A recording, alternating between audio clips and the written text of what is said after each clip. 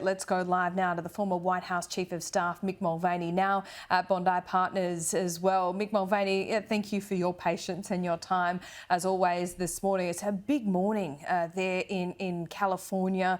The three leaders under this AUKUS agreement. Our Chief Anchor, Kieran Gilbert, asked the question, which I think is a prudent question, is that can this be guaranteed through many elections over the next 20 or 30 years? What do you think? I think it can. I think Joe Hockey hit the nail on the head, which is that this is just the type of thing that transcends politics. Keep in mind, since we announced the AUKUS agreement, two of the three party leaders have already changed, and yet we continue on. You and I have talked in the past about the special relationship between the Aussies and the U.S. and how it really is bipartisan. There are just things between our two countries that go deeper than Republican, Democrat, Labor, and Liberal. It's part of the culture, and that is what this agreement sort of embodies. It simply says, look, these are three countries who have a very, very close relationship.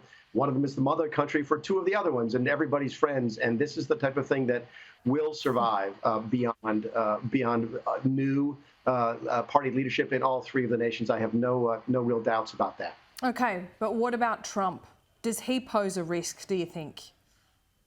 No, I don't think so. I think it would. Listen, when we got Trump, when you got Biden instead of Trump, you got some very different domestic policies, and you got a different personality, different language, sort of different bombast versus a little bit more sort of mature conversation. But you didn't get a lot of changed policies overseas. Our attitude towards China hasn't changed much in the last couple of years now that Biden's replaced Trump. In fact, most folks seem to think that Trump may have been right about dealing with China, right about dealing with Russia. And the relationship with you folks has continued to be good. So, no, I don't think that Donald Trump changes this. I think he might try and take credit for it if he figures out a way to do that. But I don't see him pulling out. This is not the Paris Climate Accords. That's not what this is. That is something it runs against our culture. We don't feel comfortable sometimes in those types of multilateral agreements. This is the kind of thing where we feel right at home with the Brits and the Aussies. Yeah, absolutely. But I'm just thinking back to, when Donald Trump, I think it was in Joe Hockey's book actually, had to remind Donald Trump that Australia has stood by America in every single war in the last 100 years. Has Trump changed his view, do you think, of how necessary a partner Australia is, just given our geography and the rise of China?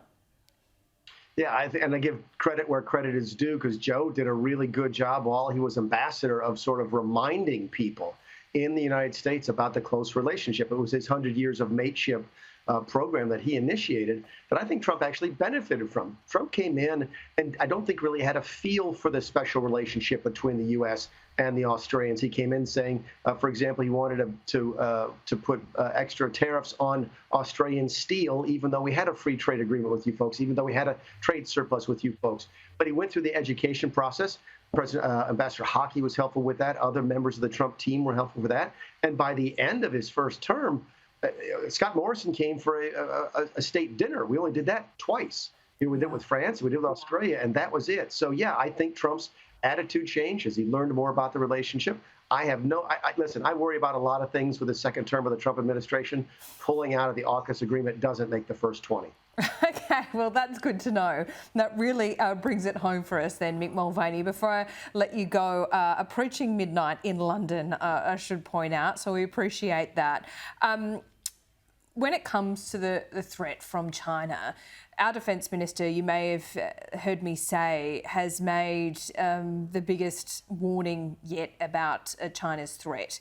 The biggest conventional build-up in our region. Australia needs to do its bit.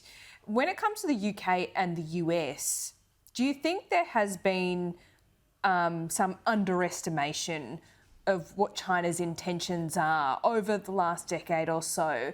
And do you think they're up to speed now?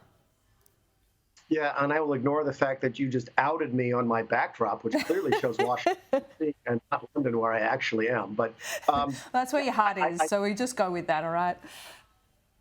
I think folks are starting to realize that China is different. We did underestimate them. They are not ready yet. They are welcome to become one of the leading nations of the world. They are welcome to join the first tier of nations like Australia, the US, and the UK, but they're not there yet.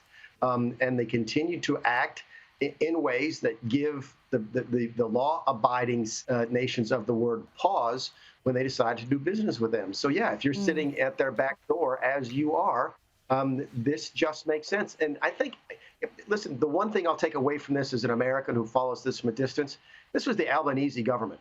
Okay, this was a labor government that did this. If it was a conservative government, you might think, oh, that's what conservative governments do. But when you get up and hear those defense ministers who are a member of a left-leaning government talk in that fashion, it means that this transcends politics in your country in addition to transcending it in my country. So China is a threat. There's no question about it. Your folks are starting to pay attention about it, and I think we're doing really, really good work to try and bring the good guys together on the same team. Mick Mulvaney, a pleasure to talk to you as always on a very historic day for Australia. We appreciate it. Thanks, Laura.